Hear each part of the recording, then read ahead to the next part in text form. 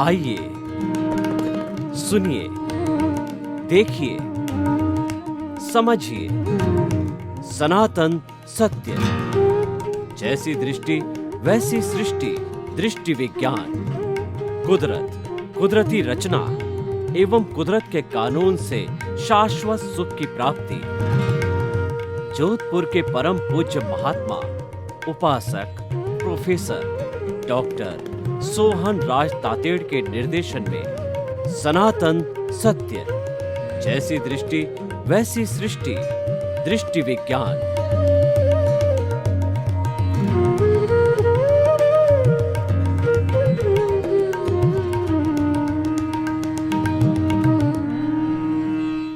सनातन सत्य यह एक ऐसा विषय है, ये एक ऐसा कार्यक्रम है जो कि हम कुदरत, कुदरती रचना और कुदरत के कानून के अंतर्गत आपको प्रस्तुत करते हैं।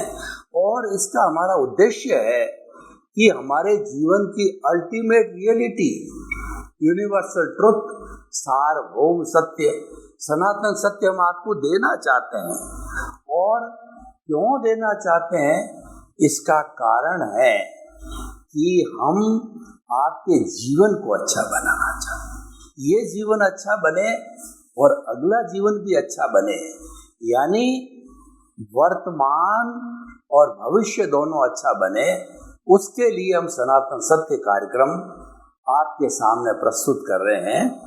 और इस कार्यक्रम में हम प्रतिदिन नए नए विषय, नई विचारधारा, नई बातें, नया चिंतन रखते हैं।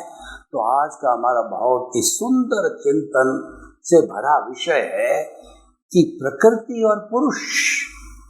यह प्रकृति और पुरुष के बारे में जानकारी करना एक हमारी लाइफ स्टाइल है, वे ऑफ लिविंग है, आर्ट ऑफ लिविंग है, साइंस ऑफ लिविंग है, जीवन जीने की पद्धति है। क्योंकि दोनों को जान लेंगे तो ये होलिस्टिक बन जाएगा।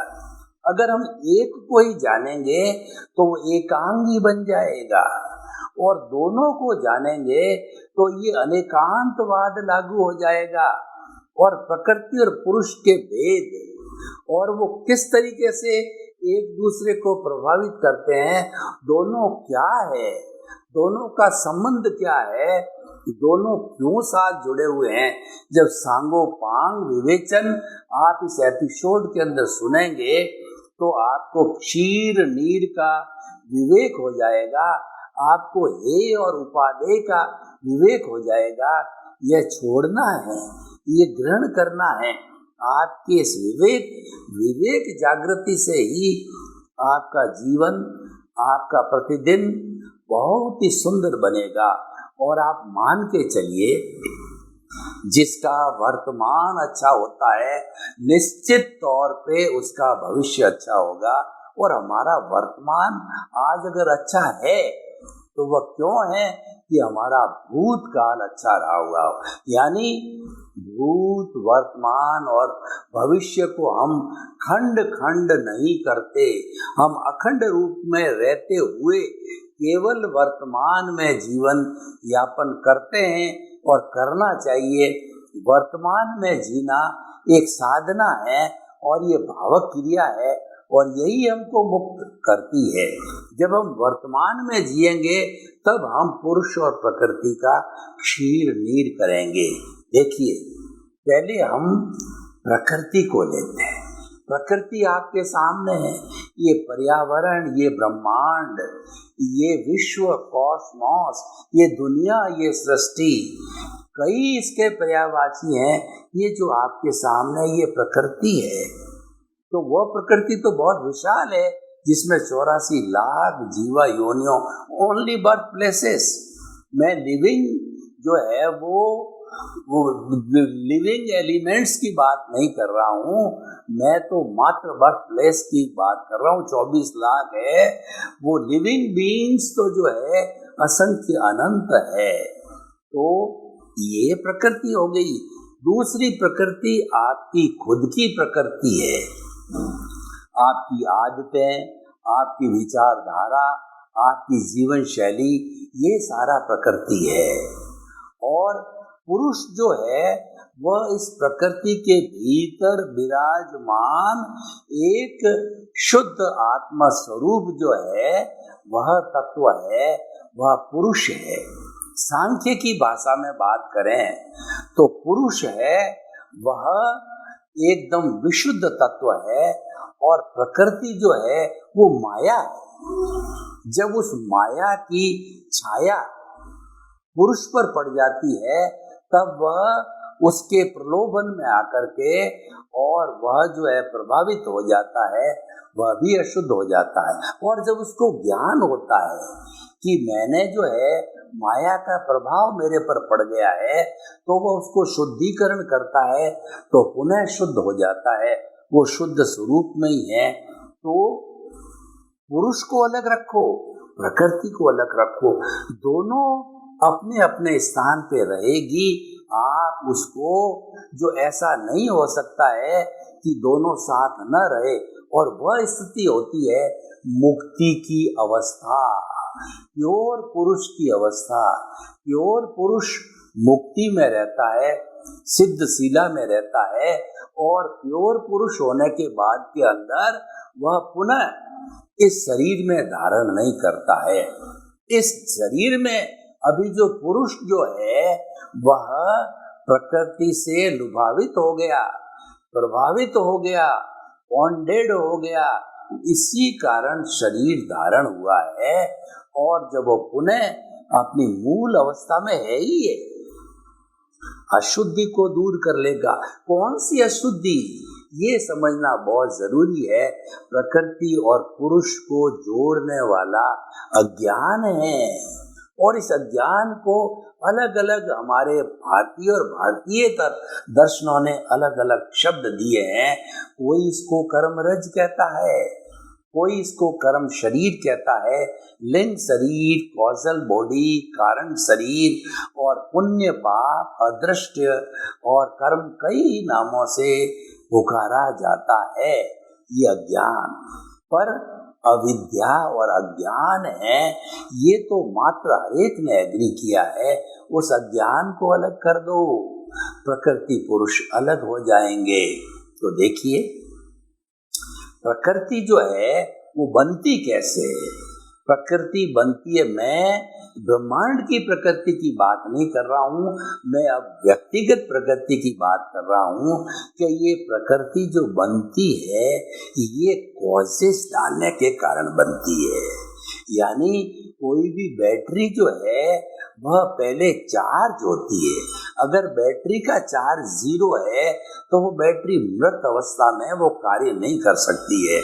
पहले बैटरी जब चार्ज होती है, लाइव होती है, तब जाकर के वो काम करते करते वह जो है डिस्चार्ज हो जाती है पुनः। तो ये चार्ज है, ये इस प्रकृति को बनाने वाला अज्ञानता का तत्व है, और डिस्चार्ज तत्व है, ये भुगतान का तत्व है। ये दोनों प्रकृति में चलते रहते हैं, और प्रकृति के बहुत से कंपोनेंट होते हैं।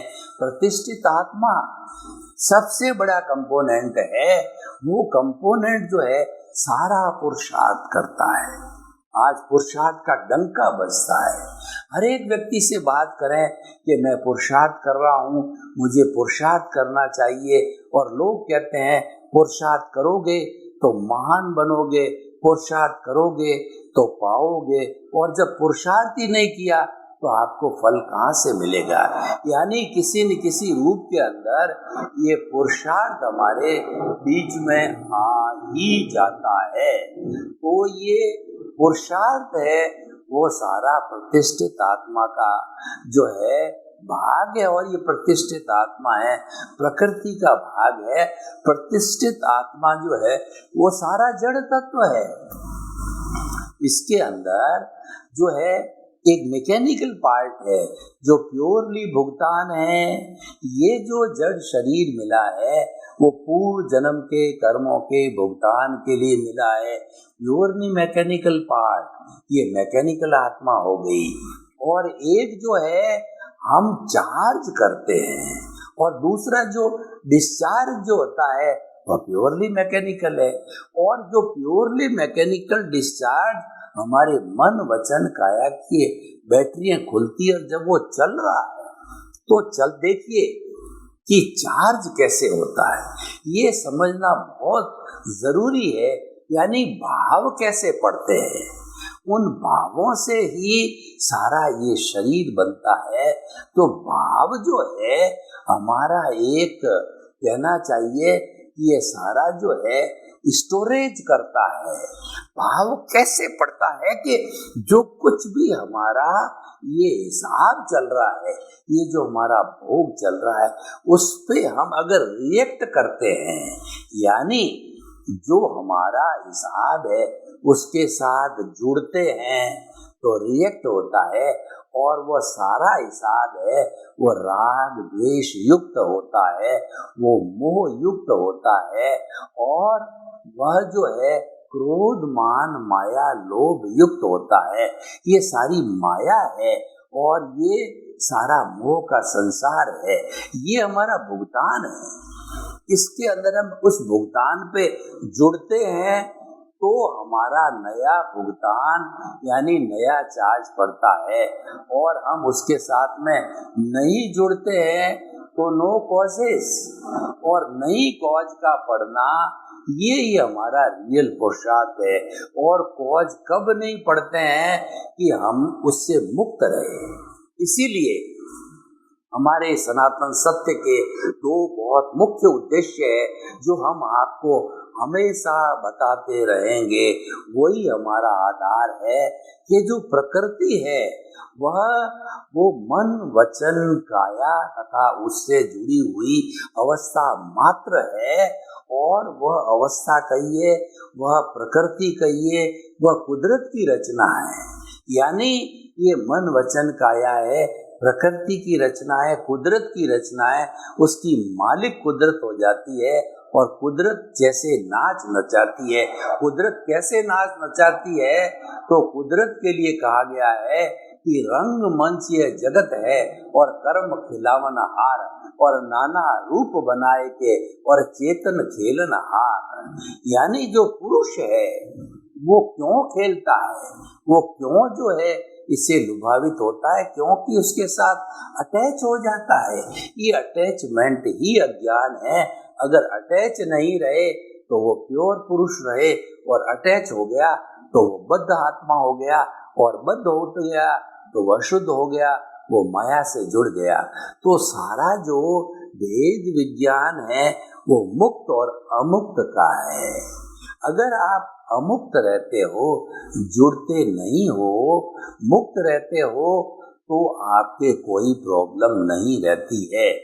तो हम प्रकृति की बात कर रहे हैं। प्रकृति से कॉजल बॉडी बनी क्योंकि हमने जो चल रहा है उस पर रिएक्शन किया।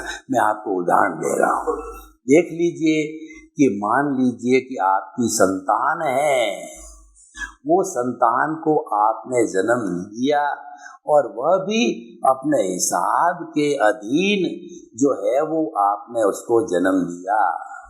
तो संतान आपकी हो गई, और संतान को आपने पढ़ाया लिखाया, सब कुछ कार्य किया।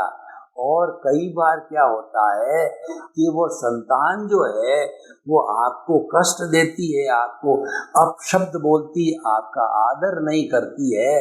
तब जब आपका आदर नहीं करती है और आप उस विचारधारा के साथ में नहीं जुड़ते हो कि भाई मेरा ही किया हुआ कर्म है, मेरी संतान है, मेरे भुगतान का हिस्सा है, और आज जो है ये मात्र जो है ये एक संजोग बन करके आई है, प्रकृति ने उसको संजोग बनाया है।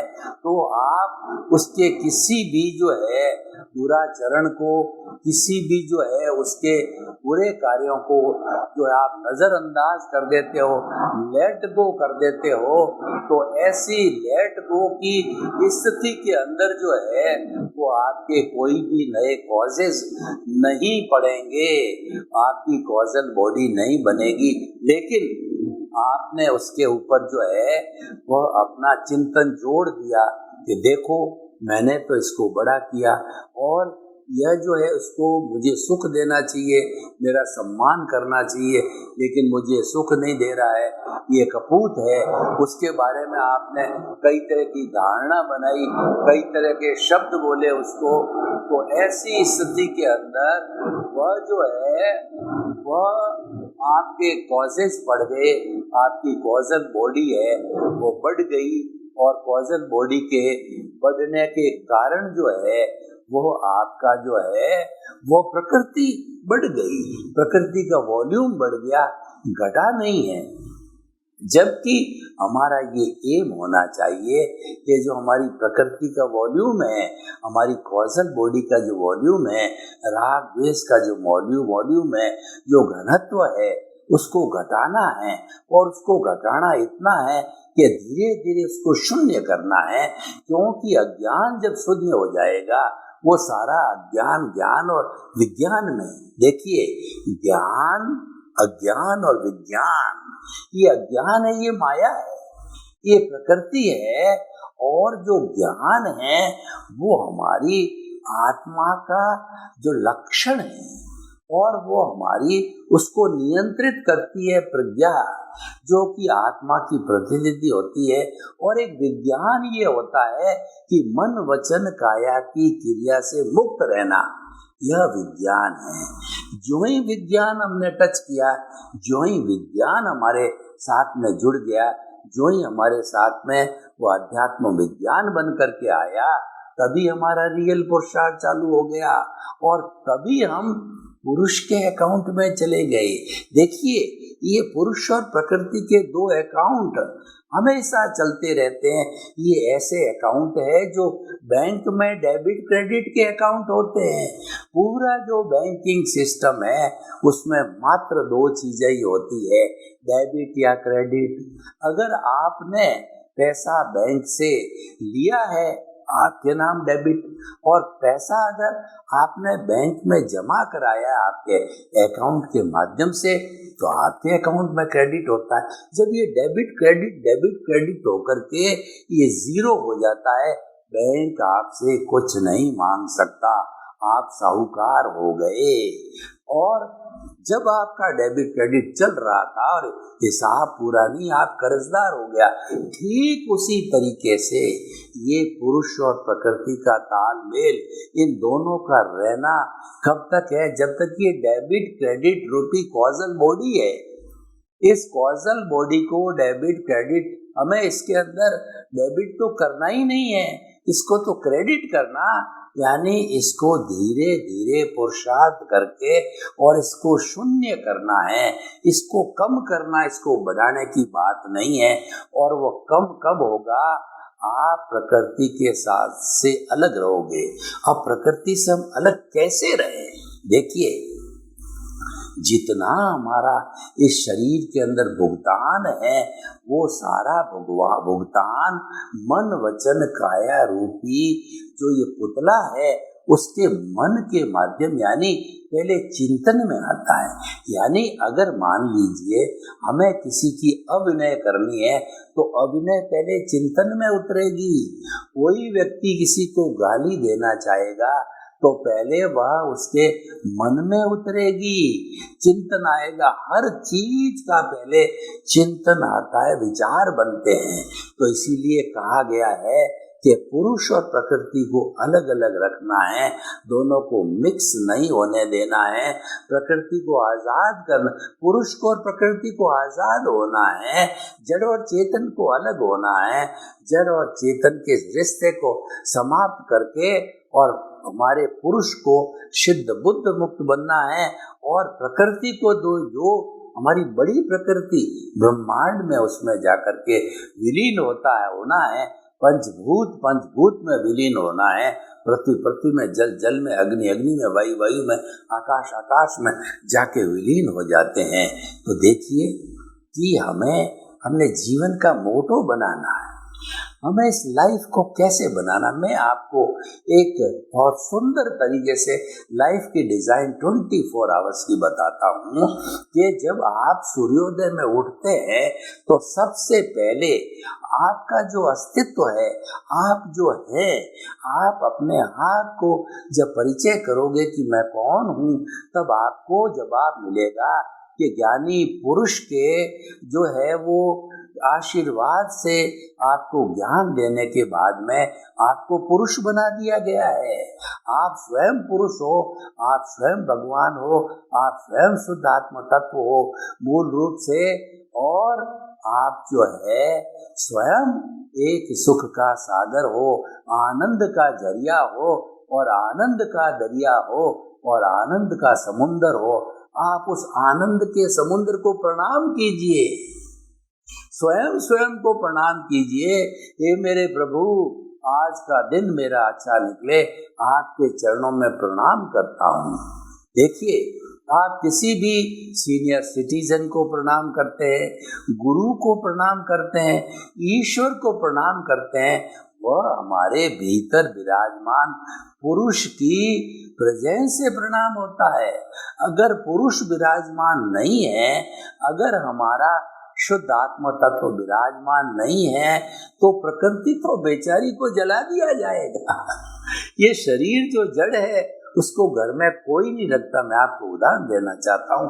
देखिए, मेरी उदाहरण देने की बहुत अधिक आदत है, और उस उदाहरणों के माध्यम से मैं आपकी बुद्धि को एकदम जो है क्लियर करना चाहता हूँ। आपके भीतर के कोई संशय को वे मैं उदाहरणों के माध्यम से जो है संशय को दूर करना चाहता हूँ।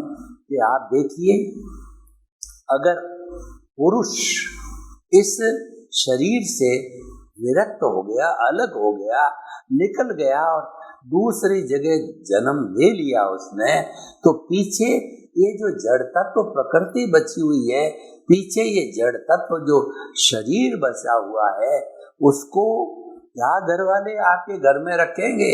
क्या पत्नी पुत्र पोते आपको घर में रखेंगे?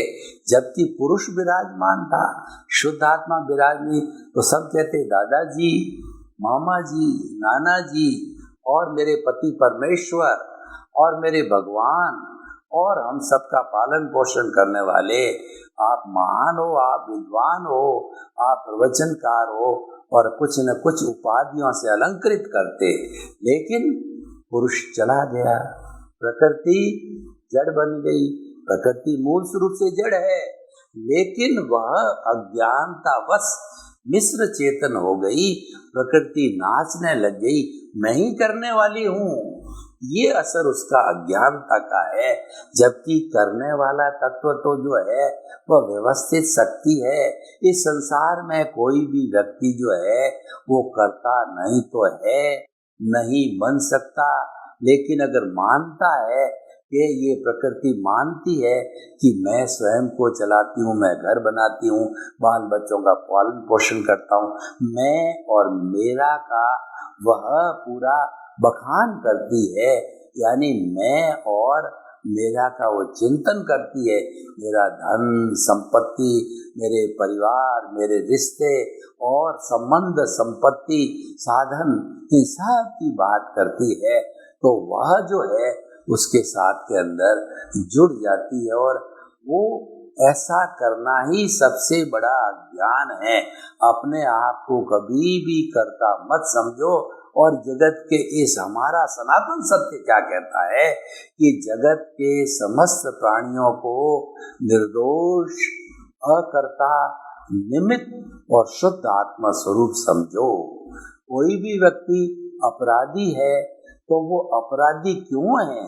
अपने पूर्वकृत कर्मों के कारण ऐसा ही उसने कर्म का बंधन किया और वह अपराधी बन गया, यानी वो मिक्सिंग चालू कर दिया उसने जो है वो बुरे काम करने लग गया, बुराई में चला गया, आतंकवाद में चला गया, हिंसा के अंदर चला गया और बहुत सी जो बुराइयां उसके अंदर वो चला जाता। ये तो उसके पूर्वकृत कर्मों का फल है।